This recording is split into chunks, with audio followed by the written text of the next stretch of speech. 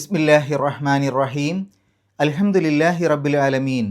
വസല്ലല്ലാഹു അലാ നബീന മുഹമ്മദിൻ വഅലാ ആലിഹി വസ്വഹ്ബിഹി അജ്മഈൻ. അമ്മാ ബഅദ്. പ്രിയമുള്ള ഖുർആൻ പഠിതാക്കളെ, അസ്സലാമു അലൈക്കും വറഹ്മത്തുള്ളാഹി.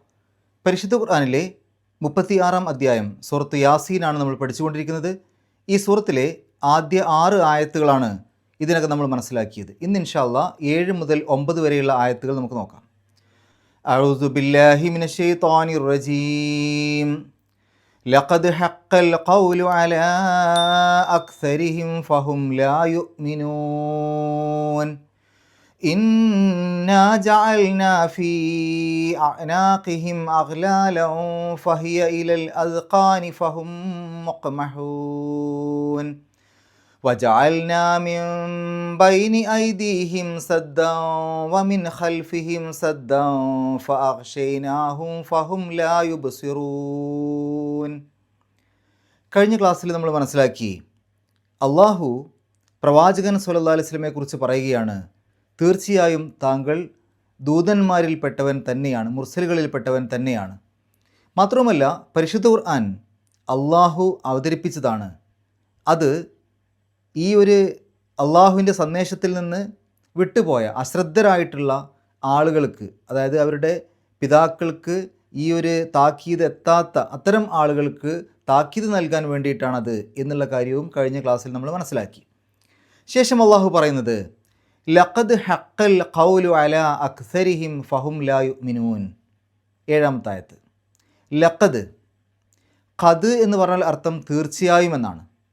ല എന്ന് പറഞ്ഞാൽ അതും അങ്ങനെ ഉറപ്പിക്കാൻ വേണ്ടിയിട്ടാണ്. ല അങ്ങനെ തന്നെ എന്ന് പറയാൻ വേണ്ടിയിട്ടാണ്. അപ്പോൾ രണ്ടും കൂടെ ചേർത്ത് പറയുമ്പോൾ ലഖദ് എന്ന് പറയുമ്പോൾ മലയാളത്തിൽ നമുക്ക് തീർച്ചയായും എന്നുള്ള അർത്ഥം കൊടുത്താൽ മതി. തീർച്ചയായും അങ്ങനെ തന്നെ എന്ന് വേണമെങ്കിൽ പറയാം. ഹക്ക, ഹക്ക എന്ന് പറഞ്ഞാൽ യാഥാർത്ഥ്യമായിരിക്കുന്നു, സ്ഥിരപ്പെട്ടിരിക്കുന്നു, സ്ഥിരമായിരിക്കുന്നു. അൽ ഖൗലു, വാക്ക്. ഖാല എന്ന് പറഞ്ഞാൽ പറഞ്ഞു എന്നല്ലേ, ഖൗല് വാക്ക്. അപ്പോൾ ലഖദ് ഹഖൽ ഖൗലു, തീർച്ചയായും വാക്ക് സ്ഥിരപ്പെട്ടിരിക്കുന്നു, അല്ലെങ്കിൽ സ്ഥിരപ്പെടുക തന്നെ ചെയ്തിരിക്കുന്നു. അലാ അക്സരിഹിം, അല എന്ന് പറഞ്ഞാൽ മേൽ, അക്സർ കസീർ എന്നുള്ളതിൻ്റെ ഒരു ആധിക്യത്തെ സൂചിപ്പിക്കുന്ന പദമാണ് അക്സർ.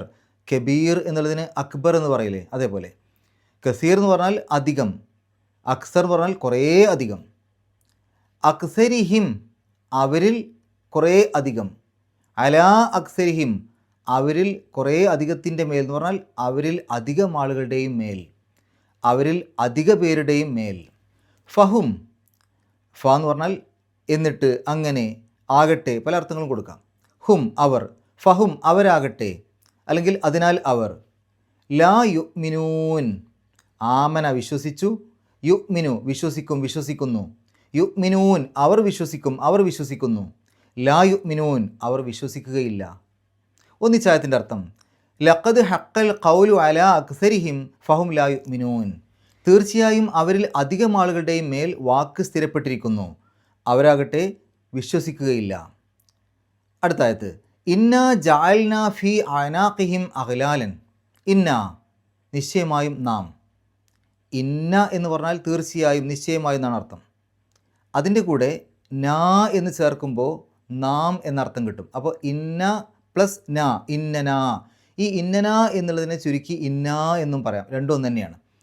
അപ്പോൾ ഇന്നന എന്ന് പറഞ്ഞാലും ഇന്ന എന്ന് പറഞ്ഞാലും നിശ്ചയമായും നാം, തീർച്ചയായും നാം. ജഅൽന, ജഅല ആക്കി, ജഅൽന നാം ആക്കി. ഇന്ന ജഅൽന നിശ്ചയമായും നാം ആക്കി. ഫീ അനാഖിഹിം, ഫീ എന്ന് പറഞ്ഞാൽ ഇൽ, അനാഖിഹിം. ഒനുക്ക് എന്നുള്ളതിൻ്റെ ബഹുവചനമാണ് അനാഖ്. ഒനുക്ക് എന്ന് പറഞ്ഞാൽ കഴുത്ത്, അനാഖ് കഴുത്തുകൾ. അനാഖിഹിം അവരുടെ കഴുത്തുകൾ. ഫീ അനാഖിഹിം അവരുടെ കഴുത്തുകളിൽ. അഗ്ലാലൻ, അഗ്ലാലൻ എന്നുള്ളതിന് പല അർത്ഥങ്ങളുണ്ട്. ആമം, ആമങ്ങൾ, നമ്മൾ ഈ കയ്യിലൊക്കെ ആമം വെച്ച് കൊണ്ടുപോകാന്ന് പറയില്ലേ, അത് ഗുല്ലത്ത് എന്നുള്ളതിൻ്റെ ബഹുവചനമാണ് അഗ്ലാൽ. ആമങ്ങൾ അല്ലെങ്കിൽ കുടുക്കുകൾ, ബന്ധനങ്ങൾ.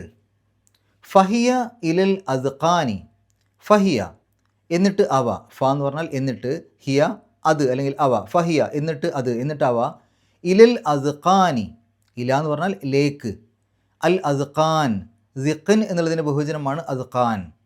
സിഖ് എന്ന് പറഞ്ഞാൽ താടിയല്ല്, അദ്ഖാൻ താടിയല്ലുകൾ. ഇലൽ അദ്ഖാനി താടിയെല്ലുകളിലേക്ക് അല്ലെങ്കിൽ താടിയെല്ലുകൾ വരെ. ഫഹും എന്നിട്ട് അവർ അല്ലെങ്കിൽ അവരാകട്ടെ മുഖ്മഹൂൻ, അഖ്മഹ എന്ന് പറഞ്ഞാൽ തല പൊക്കി പിടിച്ചു എന്നാണ്.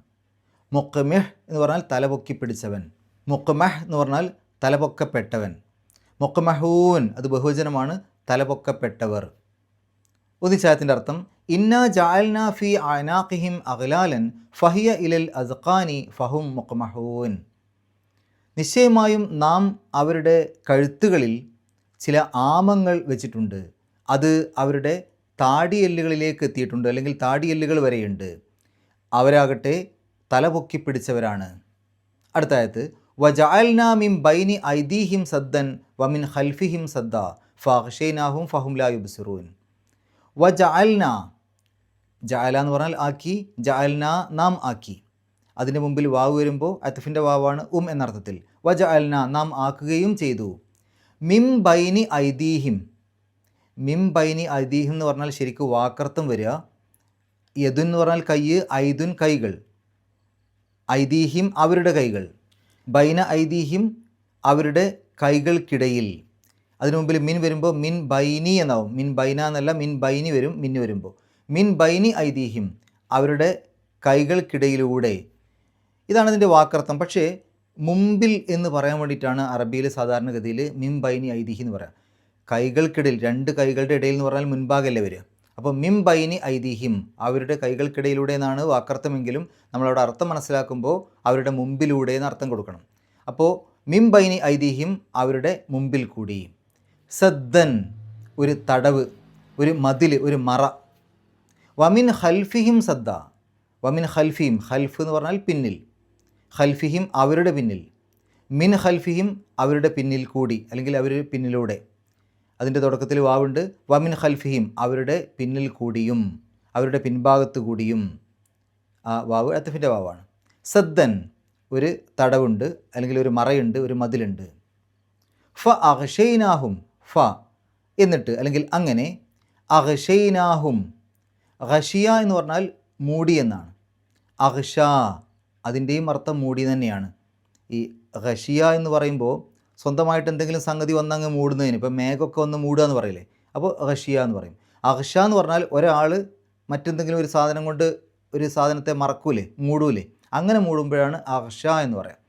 അപ്പോൾ അഗ്ഷ മൂടി, അഗ്ഷൈന നാം മൂടി, ഹും അവരെ, ഫ അഗ്ഷൈന അങ്ങനെ നാം അവരെ മൂടി, ഫഹും അവരാകട്ടെ അല്ലെങ്കിൽ എന്നിട്ട് അവർ, ലാ യുബ്സിറൂൻ അബ്സറ എന്ന് പറഞ്ഞാൽ കണ്ടറിഞ്ഞു, യുബ്സിറു കണ്ടറിയും, കണ്ടറിയുന്നു, യുബ്സിറൂൻ അവർ കണ്ടറിയും, അവർ കണ്ടറിയുന്നു, ലാ യുബ്സിറൂൻ അവർ കണ്ടറിയുകയില്ല അല്ലെങ്കിൽ അവർ കണ്ടറിയുന്നില്ല.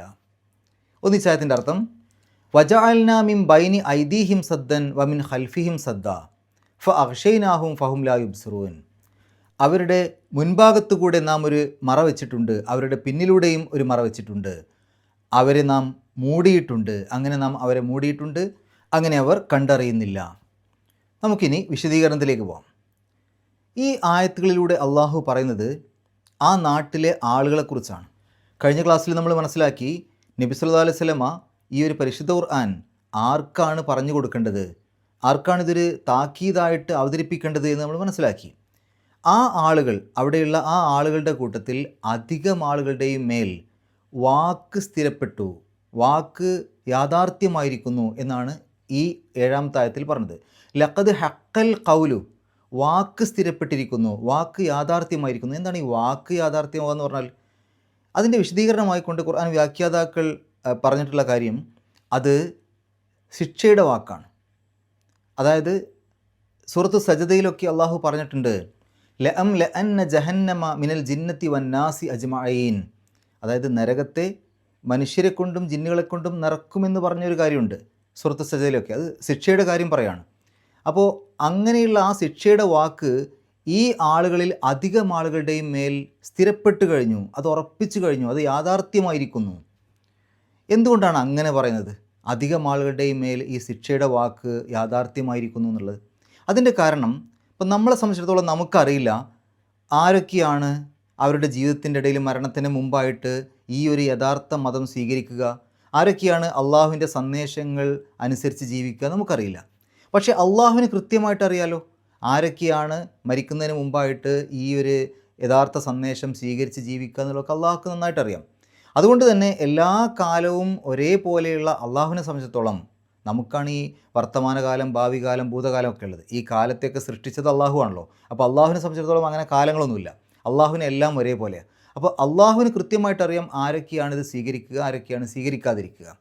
അതുകൊണ്ടാണ് അള്ളാഹു പറഞ്ഞത് അവരിൽ അധികം ആളുകളും അവരുടെ മേൽ ശിക്ഷയുടെ വാക്ക് സ്ഥിരപ്പെട്ടു കഴിഞ്ഞു, അവർ നരകത്തിലേക്കാണ് പോകാമെന്നർത്ഥം. എന്താണതിന് കാരണം? ഫഹും ലാ യുഅ്മിനൂൻ, അവരാകട്ടെ വിശ്വസിക്കുന്നവരല്ല, അവർ വിശ്വസിക്കാൻ കൂട്ടാക്കാത്തവരാണ്. അപ്പോൾ അവിടെ ഫഹും ലാ യുഅ്മിനൂൻ എന്നുള്ളതിന് അവരാകട്ടെ വിശ്വസിക്കുന്നതല്ല എന്നുള്ള അർത്ഥം കൊടുക്കാം. അല്ലെങ്കിൽ അവരുടെ മേൽ ശിക്ഷയുടെ വാക്ക് സ്ഥിരപ്പെട്ടു കഴിഞ്ഞു, ഇനി അവർ വിശ്വസിക്കൂല. ഫഹും, അങ്ങനെ അവർ, അതിനാൽ അവർ ലാ യുഅ്മിനൂൻ, അവർ വിശ്വസിക്കൂല. ഇവിടെ അള്ളാഹുവിൻ്റെ ആ ഒരു ശിക്ഷ അവർക്ക് ഉറപ്പിച്ചതിന് ശേഷം ഇനി അവർക്ക് വിശ്വസിക്കാനുള്ള അവസരം നിഷേധിക്കുകയല്ല ചെയ്യണത്. ഒരിക്കലും അവർ വിശ്വസിക്കൂല എന്ന് അള്ളാഹുവിന് കൃത്യമായിട്ട് അറിയുന്നത് കൊണ്ട് ആ ഭാഗം അടച്ചിരിക്കുകയാണ്. അതായത് ഇനി അവർ വിശ്വസിക്കൂല. എന്തുകൊണ്ട്? അത് തുറന്നു കൊടുത്താലും, ആ അവസരം തുറന്നു കൊടുത്താലും അവർ വിശ്വസിക്കൂല എന്ന് അള്ളാഹ്ക്ക് നന്നായിട്ട് അറിയാം. അതുകൊണ്ട് അവർ ഇനി വിശ്വസിക്കുന്നതല്ല. അടുത്ത ആയത്തിൽ ഇന്നാ ജഅൽനാ ഫീ അനാഖിഹിം അഗ്ലാലൻ ഫഹിയ ഇലൽ അസ്ഖാനി ഫഹും മുഖ്മഹൂൻ, അവരുടെ കഴുത്തുകളിൽ നാം ചില കുടുക്കുകൾ വെച്ചിട്ടുണ്ട്, അല്ലെങ്കിൽ അവരുടെ കഴുത്തുകളിൽ ആമങ്ങളുണ്ട്, അത് അവരുടെ താടിയെല്ലുകൾ വരെയുണ്ട്, അതിനാൽ അവർ തലപൊക്കി പിടിച്ചവരാണ്. ഇത് ഇഹലോകത്തുള്ള ശിക്ഷ തന്നെ എന്നുള്ളതാണ് ഏറ്റവും യോജിക്കുന്ന അർത്ഥം. എന്നാൽ പരലോകത്ത് കിട്ടുന്ന ശിക്ഷയായിട്ടും വേണമെങ്കിൽ ഇതിനെ പറയാം. പക്ഷേ ഇഹലോകത്തുള്ള ശിക്ഷയാവാനാണ് കൂടുതൽ സാധ്യത. കാരണം അതിൻ്റെ അപ്പുറത്തും ഇപ്പുറത്തുമൊക്കെയുള്ള ആയത്തുകൾ ഇഹലോകവുമായിട്ട് ബന്ധപ്പെട്ട കാര്യങ്ങളാണ് പറയുന്നത്. അപ്പോൾ അവരുടെ കഴുത്തുകളിൽ അള്ളാഹു ചില ബന്ധനങ്ങൾ വെച്ചിട്ടുണ്ട്, ചില കുടുക്കുകൾ, ചില ആമങ്ങൾ വെച്ചിട്ടുണ്ട്, അത് താടിയെല്ലുകൾ വരെയുണ്ട് എന്ന് പറഞ്ഞാൽ അതൊരു സാഹിത്യ പ്രയോഗമാണ്. അവരുടെ കഴുത്തിൽ അവർക്കൊരുപാട് ബന്ധനങ്ങൾ, കുറേ അടിമത്തത്തിലാണ് അവരുള്ളത്. അവർ ഈ ലോകത്തിൽ കിട്ടുന്ന സുഖങ്ങളുടെ ബന്ധനത്തിലാണ്. അവർക്ക് ഈ ലോകം മതി, ഈ ലോകത്തുള്ള തിരക്കിലാണ്. അവർക്ക് അള്ളാഹുവിൻ്റെ മാർഗത്തിൽ തിരിയാനൊന്നും സമയം കിട്ടുന്നില്ല. ഈ ലോകത്തുള്ള കുറേ സുഖങ്ങളുടെ പിന്നാലെ, ഈ ലോകത്ത് കുറേ കാര്യങ്ങൾ നേടിയെടുക്കണം. അവരുടെ സമ്പത്ത്, അവരുടെ മക്കളുടെ കാര്യങ്ങൾ, ഈ ലോകത്ത് ജീവിത സൗകര്യങ്ങൾ കൂട്ടാനുള്ള നെട്ടോട്ടത്തിലാണ് അവർ. അപ്പോൾ അവർക്കൊരുപാട് കാര്യങ്ങൾ ഈ ലോകത്തിനെ പറ്റി ചിന്തിക്കാനുണ്ട്, അത് മാത്രമേ അവർക്ക് ചിന്തിക്കാനുള്ളൂ. അതുകൊണ്ട് തന്നെ അവരതിനെക്കുറിച്ച് മാത്രമേ ചിന്തിക്കുള്ളൂ. ആ ഒരു തിരക്കിലാണ്, ആ തിരക്ക് അവരുടെ കഴുത്ത് നിറയുണ്ട്. അപ്പോൾ അവരുടെ കഴുത്ത് നിറയെ അവർക്കൊരുപാട് ബന്ധനങ്ങളുണ്ട്, കുറേ അടിമത്തങ്ങളുണ്ട്, ഈ ലോകത്തിൻ്റെ സുഖങ്ങളുടെ അടിമത്തം. അതുകൊണ്ട് തന്നെ അവർ അഹങ്കാരത്തോടു കൂടി തല പൊക്കിപ്പിടിച്ചിങ്ങനെ നടക്കുകയാണ്. ഈ ഒരു കുടുക്കിൽപ്പെട്ട് തല ഉയർത്തിപ്പിടിച്ച് നടക്കുകയാണ്. അവർക്ക് താഴെയുള്ളതൊന്നും കാണാൻ പറ്റില്ല. യഥാർത്ഥത്തിൽ താഴെ നോക്കി കാണേണ്ട കുറേ കാര്യങ്ങളുണ്ട്, അതൊന്നും അവർക്ക് കാണാൻ കഴിയില്ല. അവരിങ്ങനെ തല പൊക്കിപ്പിടിച്ച് അഹങ്കാരത്തോടു കൂടി നടക്കുകയാണ്. ആ രൂപത്തിലാണ് അതിന് ഈ ഒരു ഭാഗവുമായി ബന്ധപ്പെടുത്തി നമ്മൾ അർത്ഥം പറയുമ്പോൾ ഏറ്റവും യോജിക്കുന്ന അർത്ഥം. അതേസമയം നാളെ പരലോകത്ത് അവർക്ക് ലഭിക്കുന്ന ശിക്ഷയായിട്ട് വേണമെങ്കിൽ അതിനെ ആ തരത്തിലും പറയാം. അവരുടെ കഴുത്തുകളിൽ അള്ളാഹു ബന്ധനങ്ങൾ വെക്കും എന്നുള്ള രൂപത്തിൽ പറയാം. ഈ തലപൊക്കപ്പെട്ടവർ എന്നുള്ളതിന് പല വിശദീകരണങ്ങളുണ്ട്. ഒന്ന്, ആമങ്ങൾ കൊണ്ട് അവരുടെ കഴുത്തിൽ അള്ളാഹു ഈ ഒരു ശിക്ഷ കൊടുത്തതുകൊണ്ട്, ആമങ്ങൾ വെച്ചതുകൊണ്ട് അവർക്ക് തല പൊക്കി പിടിച്ച് നടക്കാനേ പറ്റുള്ളൂ. മറ്റൊരു വിശദീകരണം, റബ്ബിൻ്റെ മുമ്പിൽ തല കുനിക്കാൻ അവർ തയ്യാറല്ല, അവർ അഹങ്കാരികളാണ്, അഹങ്കാരത്തോടു കൂടി തല ഉയർത്തിപ്പിടിച്ച് നടക്കുന്നു. ശരി, അടുത്ത ആയത്ത് വജഅൽനാ മിൻ ബൈനി ഐദീഹിം സദ്ദൻ വമിൻ ഖൽഫിഹിം സദ്ദ ഫഅഗ്ശൈനാഹും ഫഹും ലാ യുബ്സിറൂൻ, അവരുടെ മുൻഭാഗത്ത് മറയുണ്ട്, അല്ലെങ്കിൽ മതിൽക്കെട്ടുണ്ട്, അല്ലെങ്കിൽ ഒരു തടവുണ്ട്. വമിൻ ഖൽഫിഹിം സദ്ദ, അവരുടെ പിൻഭാഗത്തും അതുപോലെ മറയുണ്ട്. ഫഅഗ്ശൈനാഹും ഫഹും ലാ യുബ്സിറൂൻ, അങ്ങനെ നാം അവരെ മൂടി, അതുകൊണ്ട് തന്നെ അവർ ഇനി ഒന്നും കണ്ടറിയുന്നതല്ല. നോക്കൂ നിങ്ങൾ, അവരുടെ മുൻഭാഗത്ത് മറയുണ്ട്, പിൻഭാഗത്ത് മറയുണ്ട്. എന്താണ് ഇവിടെ ഉദ്ദേശിച്ചത്? അതിന് പല വ്യാഖ്യാനങ്ങളുണ്ട്. ഒന്ന്, അവരുടെ മുൻഭാഗത്തെ കാര്യങ്ങളൊന്നും, അതായത് ഇനി വരാൻ പോകുന്ന കാര്യങ്ങൾ, ഭാവി കാര്യങ്ങളെക്കുറിച്ചൊന്നും അവർ ചിന്തിക്കുന്നില്ല. അതാണ് മുന്നിൽ മറയുണ്ട്, മുന്നിലേക്ക് അവർ നോക്കുന്നില്ല. ഭാവി കാലത്തെക്കുറിച്ച് അവർ ചിന്തിക്കുന്നില്ല എന്നർത്ഥം. എന്താണ് എനിക്ക് സംഭവിക്കാൻ പോവുക, നാളെ എനിക്ക് എന്ത് സംഭവിക്കും, ഞാൻ മരണപ്പെട്ടു കഴിഞ്ഞാൽ എൻ്റെ അവസ്ഥ എന്തായിരിക്കും, അങ്ങനെ അവർക്ക് അവരുടെ ഭാവിയെക്കുറിച്ച് ചിന്തിക്കാൻ അവർക്ക് സമയം കിട്ടുന്നില്ല, അവരതിന് തയ്യാറല്ല. അവരുടെ പിന്നിൽ മറയുണ്ടെന്ന് പറയുമ്പോൾ കഴിഞ്ഞു പോയ കാലത്തെക്കുറിച്ച്, എങ്ങനെയായിരുന്നു ഞാൻ ആദ്യം, എങ്ങനെയാണ് ഞാൻ എൻ്റെ മാതാവിൻ്റെ ഗർഭാശയത്തിനകത്ത് സൃഷ്ടിക്കപ്പെട്ടത്, എന്നിട്ട് എന്തൊക്കെയായിരുന്നു എൻ്റെ ഏറ്റവും ചെറിയ കാലത്തുള്ള അവസ്ഥ, എങ്ങനെയാണ് ഞാൻ ഇന്നത്തെ അവസ്ഥയിലേക്ക് എത്തിയത്, ഇത്തരം കാര്യങ്ങളൊന്നും അവർ ചിന്തിക്കാൻ തയ്യാറല്ല. അല്ലെങ്കിൽ ആ കാര്യത്തിലൊക്കെ അവർ അശ്രദ്ധരാണ്. അവരുടെ മുൻഭാഗത്തേക്ക്, ഭാവി കാലത്തേക്ക് അവർ ചിന്തിക്കുന്നില്ല. കഴിഞ്ഞു പോയ അവരുടെ അവസ്ഥയെക്കുറിച്ചും അവർ ചിന്തിക്കുന്നില്ല. മറിച്ച് അവർ ഇന്ന് നല്ല രൂപത്തിൽ സുഖിച്ചങ്ങനെ ജീവിക്കണം, അവരിപ്പോൾ ജീവിക്കുന്ന ഈ കാലഘട്ടത്തെക്കുറിച്ച് മാത്രമേ അവർ ചിന്തിക്കുന്നുള്ളൂ. അതാണ് ഒരു വിശദീകരണം. രണ്ടാമത്തെ ഒരു വിശദീകരണം, അവരുടെ മുന്നിൽ മറയുണ്ട് എന്ന് പറയുമ്പോൾ ഇപ്പോൾ നേരെ നോക്കിയാൽ കാണുന്ന ഈ കാര്യങ്ങളെക്കുറിച്ചൊന്നും അവർ ചിന്തിക്കുന്നില്ല. അവരുടെ മുന്നിലൊക്കെ മറയാണ്, അവരൊന്നും കാണുന്നില്ല. കാണുന്നുണ്ട്, പക്ഷേ അവർ ചിന്തിക്കുന്നില്ല. ഉദാഹരണത്തിന്, അവരിങ്ങനെ നോക്കിക്കഴിഞ്ഞാൽ വലിയ പർവ്വതങ്ങൾ കാണുന്നുണ്ട്. പക്ഷേ ആ പർവ്വതങ്ങൾ ആരാണ് സൃഷ്ടിച്ചത്, അതിൻ്റെ പിന്നിലുള്ള സൃഷ്ടാവാര് എന്നവർ ചിന്തിക്കുന്നില്ല. അവർ നോക്കിയാൽ ആകാശം കാണുന്നുണ്ട്, മഴ പെയ്യുന്നത് കാണുന്നുണ്ട്, ഭൂമി കാണുന്നുണ്ട്. പക്ഷേ ഇതൊക്കെ കാണുന്നുണ്ടെങ്കിലും അതിൻ്റെ യഥാർത്ഥ ചിന്ത അവരിൽ വരുന്നില്ല. ആരാണത് ഉണ്ടാക്കിയത്, ആരാണതിൻ്റെ പിന്നിലെ സൃഷ്ടാവ്, ഇതിനെക്കുറിച്ചൊന്നും അവർ ചിന്തിക്കുന്നില്ല. അതാണ് അവരുടെ മുന്നിൽ മറയുണ്ട് എന്ന് പറഞ്ഞാൽ, മുന്നിൽ കാണുന്ന ദൃഷ്ടാന്തങ്ങളെക്കുറിച്ച് അവർ ചിന്തിക്കുന്നില്ല. അവരുടെ പിന്നിൽ മറയുണ്ട് എന്ന് പറഞ്ഞാൽ ചരിത്രത്തിൽ നിന്ന് അവർ പാഠം ഉൾക്കൊള്ളുന്നില്ല. കഴിഞ്ഞു പോയ ചരിത്രത്തിൽ നിന്ന് അവർ പാഠം ഉൾക്കൊള്ളുന്നില്ല. ഇനി അഗ്ഷൈനാഹും, അങ്ങനെ നാം അവരെ മൂടി, ഫഹും ലാ യുബ്സിറൂൻ, അതിനാൽ അവർ കണ്ടറിയുന്നില്ല. നോക്കൂ, അവരെ അള്ളാഹു മൂടി എന്ന് കൂടെ പറയുന്നുണ്ട്. മൂടുക എന്ന് പറഞ്ഞാൽ മേലെ കൂടെ അല്ലേ നമ്മളെ മൂടുക. ഒരാളെ നമ്മൾ മൂടുക എന്ന് പറഞ്ഞാൽ അയാളെ മേലെ കൂടെയാണല്ലോ മൂടുക. അപ്പോൾ നോക്കൂ, മുമ്പിൽ മറയുണ്ട്, പിന്നിൽ മറയുണ്ട്, മേലെ കൂടെ മൂടിയിട്ടുണ്ട് എന്ന് പറഞ്ഞാൽ പിന്നെ അദ്ദേഹത്തിന് ഒരു നല്ല രൂപത്തിലുള്ള കാര്യങ്ങളും ആ തരത്തിൽ കിട്ടൂല എന്നർത്ഥം. ഇവിടെയും നമ്മൾ മനസ്സിലാക്കേണ്ടത്, അള്ളാഹു ഈ രൂപത്തിൽ അയാളെ മൂടിയത് കൊണ്ട് പിന്നീട് അദ്ദേഹത്തിന് നേരായ വഴിയിലേക്ക് ഒരു മാർഗം തുറന്നു കിട്ടൂല എന്നല്ല. മറിച്ച് അയാൾ ഒരിക്കലും അയാളുടെ ജീവിതത്തിൽ നേരായ മാർഗം സ്വീകരിക്കൂല എന്നുള്ളത് അള്ളാഹുവിന് കൃത്യമായിട്ട് അറിയുന്നത് കൊണ്ട് അള്ളാഹു അദ്ദേഹത്തെ ആ തരത്തിൽ മൂടി. ഒരാൾക്ക് നേർമാർഗത്തിലാവാൻ 3 വഴികളാണ് സാധാരണഗതിയിൽ പറയുക. ഒന്ന്, അയാൾക്ക് മുമ്പിൽ കാണുന്ന ദൃഷ്ടാന്തങ്ങളൊക്കെ നോക്കിയിട്ട് അത് മനസ്സിലാക്കിയിട്ട് അതിൽ നിന്ന് പാഠം ഉൾക്കൊണ്ടുകൊണ്ട് അള്ളാഹുവിനെ കണ്ടെത്താം, നേരായ മാർഗം സ്വീകരിക്കാം. മറ്റൊന്ന്, ചരിത്രത്തിൽ നിന്ന് പാഠം ഉൾക്കൊണ്ടുകൊണ്ട് അദ്ദേഹത്തിന് നേരായ വഴി തിരഞ്ഞെടുക്കാം. മൂന്നാമത്, വഹ്യ് മുഖാന്തരം, മേലെ നിന്നിറങ്ങുന്ന വഹ്യ് മുഖാന്തരം അത് അനുസരിച്ച് അത് മനസ്സിലാക്കി അയാൾക്ക് നേരായ മാർഗം സ്വീകരിക്കാം. ഇതിപ്പോൾ മുൻഭാഗത്ത് മറയുണ്ട്, അതുകൊണ്ട് ദൃഷ്ടാന്തങ്ങളുടെ ഭാഗം അടഞ്ഞു. പിൻഭാഗത്ത് മറയുണ്ട്, ചരിത്രത്തിൽ നിന്ന് പാഠം ഉൾക്കൊള്ളുന്ന കാര്യം മറഞ്ഞു. മുകളിലും മറയുണ്ട്, ആ വഹയിൽ നിന്ന് കിട്ടുന്ന ആ തരത്തിൽ അത് മനസ്സിലാക്കാനുള്ള ആ ഒരു മനസ്സും അദ്ദേഹത്തിനില്ലാതായി. ഇങ്ങനെയൊക്കെ ഈ തരത്തിൽ അദ്ദേഹം ആവാൻ എന്താണ് കാരണം? അതിൻ്റെ കാരണം അദ്ദേഹം സ്വയം തിരഞ്ഞെടുത്തതാണ്. അദ്ദേഹം ഒരിക്കലും ഈ ഒരു യഥാർത്ഥ സന്ദേശം സ്വീകരിക്കാൻ തയ്യാറല്ല. അങ്ങനെയുള്ളൊരു മനസ്സയാൾ കാണിക്കുന്നില്ല. സത്യം ബോധ്യപ്പെടാത്തത് കൊണ്ടല്ല, അദ്ദേഹം അത് സ്വീകരിക്കാൻ ഒരിക്കലും കൂട്ടാക്കുന്നില്ല. കാര്യങ്ങളൊക്കെ മനസ്സിലാക്കിയിട്ടും അതിനെ വ്യാജമാക്കുകയാണ്, കളവാക്കുകയാണ്, അതിനെതിരെ തിരിഞ്ഞ് ജീവിക്കുകയാണ്. അങ്ങനെയുള്ള ആളുകളെ സംബന്ധിച്ചിടത്തോളം അവർ ചെയ്യുന്ന ആ തെറ്റായ പ്രവർത്തനം അങ്ങനെ ചെയ്യാൻ അവർക്ക് അതിനുള്ള സ്വാതന്ത്ര്യം അള്ളാഹു കൊടുക്കും. അവരൊരുപാട് തെറ്റുകൾ ചെയ്ത് അങ്ങനെ ജീവിക്കുന്നു, അതിനുള്ള സ്വാതന്ത്ര്യം കൊടുക്കും. അതേസമയം നന്മയുടെ മാർഗം, ആ വാതിലുകൾ തുറന്നു കൊടുത്താലും അദ്ദേഹം അത് സ്വീകരിക്കാൻ തയ്യാറല്ലാത്തത് കൊണ്ട് അത് അദ്ദേഹത്തിൻ്റെ മുമ്പിൽ അടക്കപ്പെട്ടു. ഇവിടെയാണ് നമ്മൾ മനസ്സിലാക്കേണ്ടത്, ഒരിക്കലും അള്ളാഹു ഒരാളെ അധാർമികതയിലേക്കോ അല്ലെങ്കിൽ തെറ്റിലേക്കോ അള്ളാഹു കൊണ്ടുപോവുകയല്ല ചെയ്യുന്നത്. നേരെ മറിച്ച്, എന്തായാലും സന്മാർഗത്തിലേക്ക് വരാൻ ഞാൻ തയ്യാറല്ല, ഞാൻ ഈ മാർഗം തന്നെയാണ് സ്വീകരിക്കുക എന്ന ഒരാൾ വാശി പിടിച്ച് അതിൽ തന്നെ പിടിച്ചു നിൽക്കുകയാണെങ്കിൽ പിന്നെ അദ്ദേഹം ചെയ്യുന്ന ആ ഒരു മാർഗത്തിലൂടെ ജീവിക്കാൻ അതിനുള്ള സ്വാതന്ത്ര്യം കൊടുക്കും. ഒരാൾ നന്മയുടെ മാർഗം തിരഞ്ഞെടുക്കുകയാണെങ്കിൽ അള്ളാഹു അതിനുള്ള സ്വാതന്ത്ര്യം കൊടുക്കും. അള്ളാഹുവായിട്ട് നിർബന്ധിച്ച ഒരാളെയും നന്മയിലേക്കോ അല്ലെങ്കിൽ തിന്മയിലേക്കോ നിർബന്ധിച്ച് ആരെയും കൊണ്ടുപോകില്ല.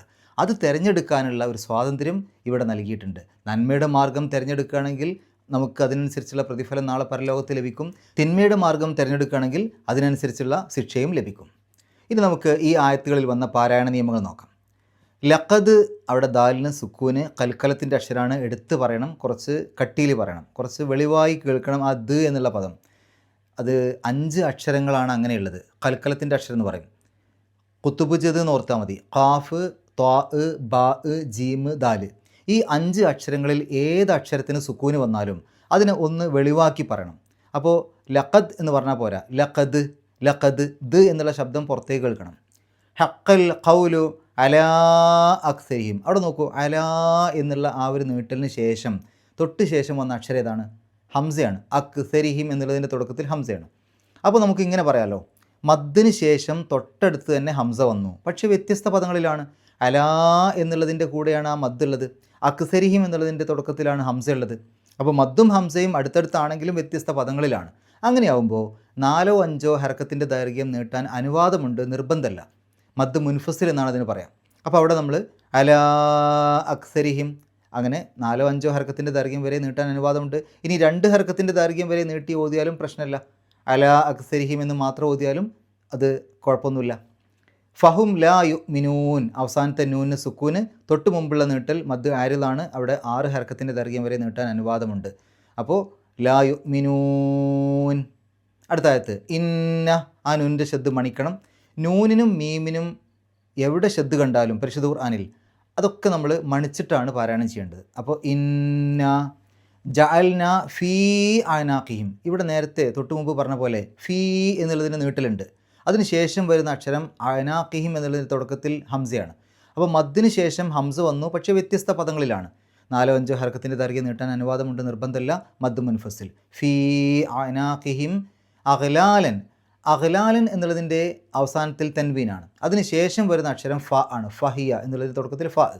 അപ്പോൾ തൻവീനിന് ശേഷം ഫ വന്നു, അവിടെ ഇഖ്ഫാ ചെയ്യണം, മറച്ച് വെച്ചുകൊണ്ട് മണിക്കുക, അല്ലെങ്കിൽ അവ്യക്തമാക്കി മണിക്കുക. ആ ഒരു അഗ്ലാലൻ ലൻ എന്ന് പറയുമ്പോൾ ഒരു എൻ എന്നുള്ള ശബ്ദം വരുന്നില്ലേ, ആ ശബ്ദം വ്യക്തമാക്കാതെ പറയാം, അവ്യക്തമാക്കിയിട്ട് പറയാം. അപ്പോൾ എങ്ങനെയാണ്?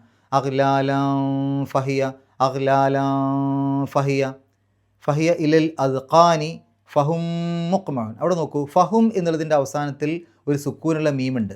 അവിടെ സുക്കൂനൊന്നും ഇട്ട് കൊടുത്തിട്ടുണ്ടാവില്ല, കാരണം പിന്നീട് വന്ന അക്ഷരവും മീം തന്നെയാണ്. മുഖ്മഹൂൻ എന്നുള്ളതിൻ്റെ തുടക്കത്തിൽ മീം തന്നെയാണ്. അപ്പോൾ അവിടെ 2 മീമുകൾ അടുത്തടുത്ത് വന്നു, അതിൽ ആദ്യത്തെ മീമിന് സുക്കൂനാണ്. അങ്ങനെ വരുമ്പോൾ 2 മീമുകൾ കൂടെ ചേർത്ത് ഒറ്റ ശബ്ദമുള്ള ഒരൊറ്റ മീമായിട്ട് മണിച്ചിട്ട് പാരായണം ചെയ്യാം.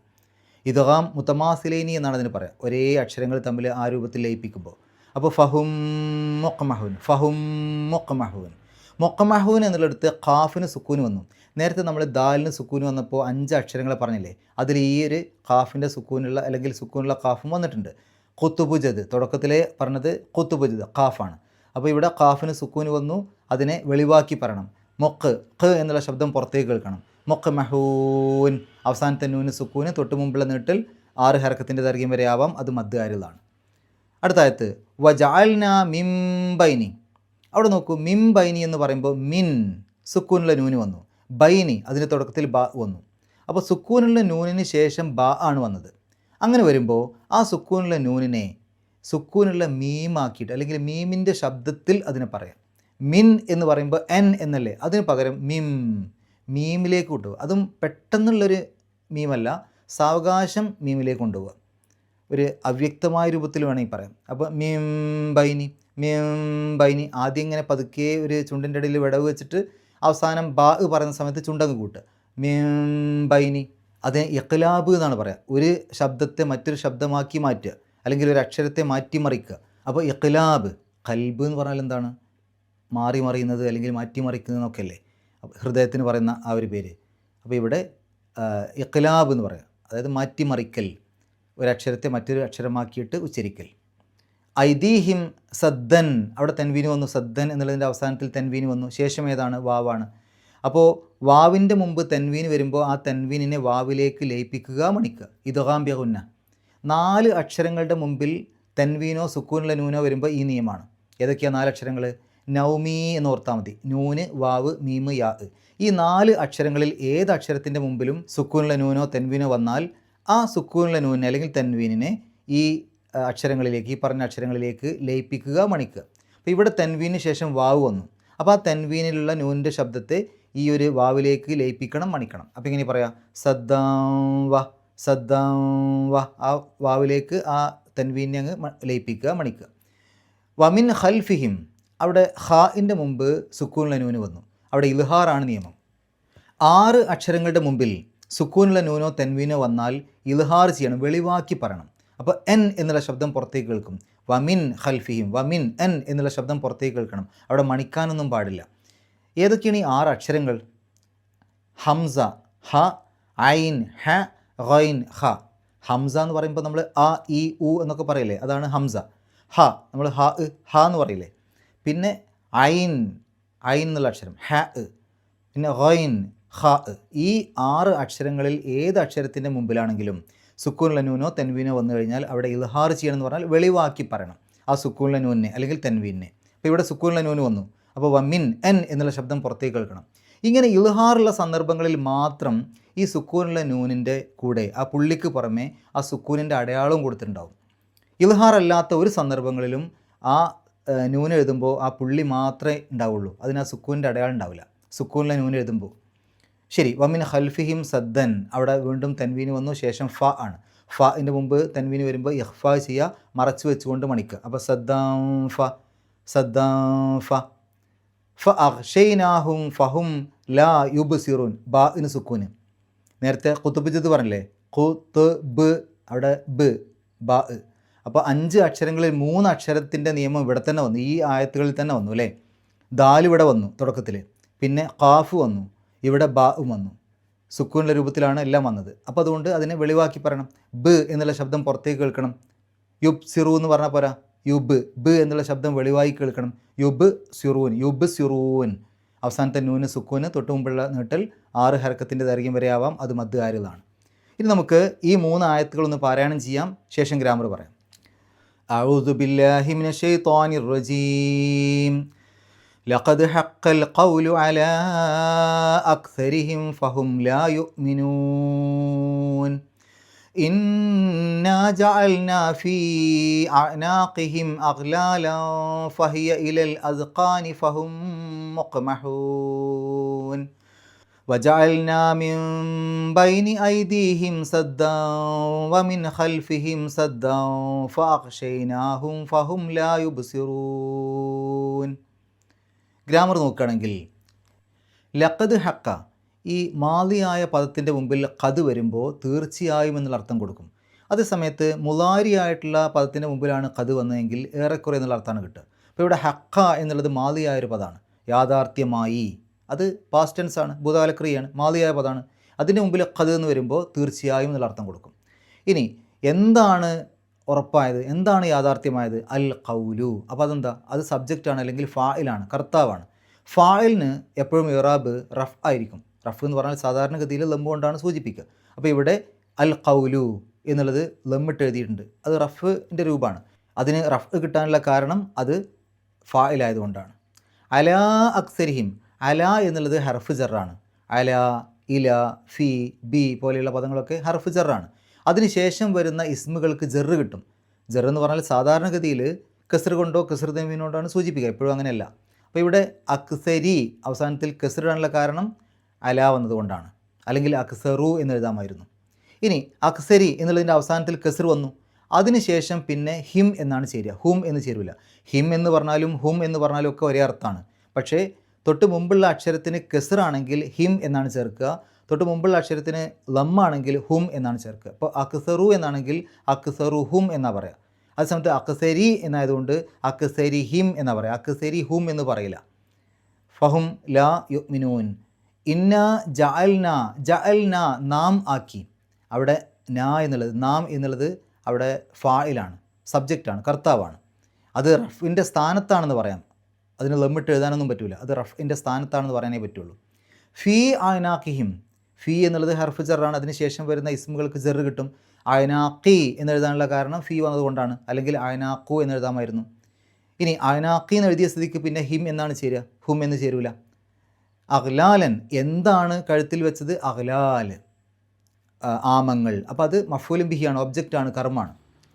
ശരിക്കും നമ്മൾ ഈ ക്രിയകളോട് ആരാണത് ചെയ്തത്, ആര് എന്നുള്ള അല്ലെങ്കിൽ എന്ത് എന്നുള്ള രൂപത്തിൽ ചോദിച്ചു കഴിഞ്ഞാൽ ഉത്തരം കിട്ടുമ്പോൾ അതാണ് ശരിക്കും ഫായിലായിട്ട് വരിക.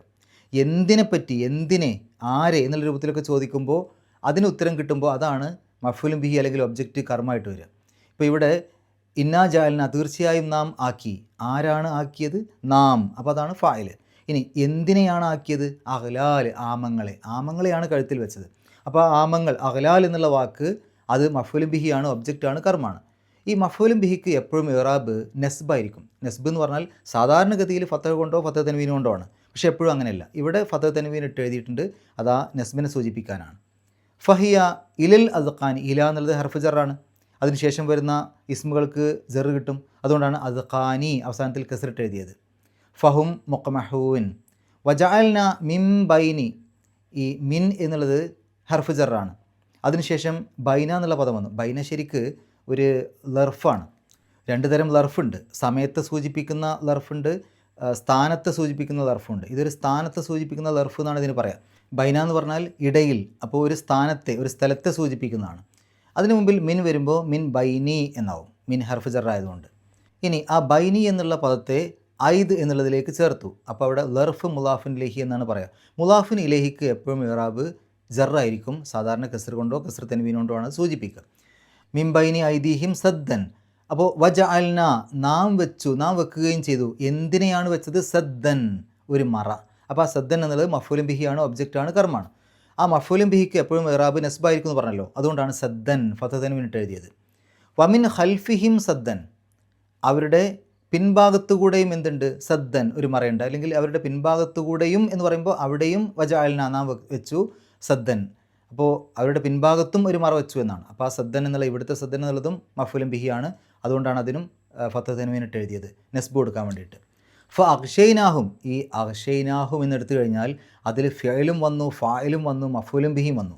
ഫിഅൽ എന്ന് പറഞ്ഞാൽ ക്രിയ അല്ലെങ്കിൽ വെർബ്, ഫായിൽ എന്ന് പറഞ്ഞാൽ കർത്താവ് അല്ലെങ്കിൽ സബ്ജക്റ്റ്, മഫ്ഊലുൻ ബിഹി എന്ന് പറഞ്ഞാൽ കർമ്മം അല്ലെങ്കിൽ ഒബ്ജക്റ്റ്. അത് മൂന്നും ഇതിൽ വന്നു. അഗ്ഷൈനാഹും എന്ന് പറയുമ്പോൾ അഗ്ഷ എന്നുള്ള ആ ഭാഗമാണ് ക്രിയ അല്ലെങ്കിൽ വെർബ് അല്ലെങ്കിൽ ഫിഅൽ.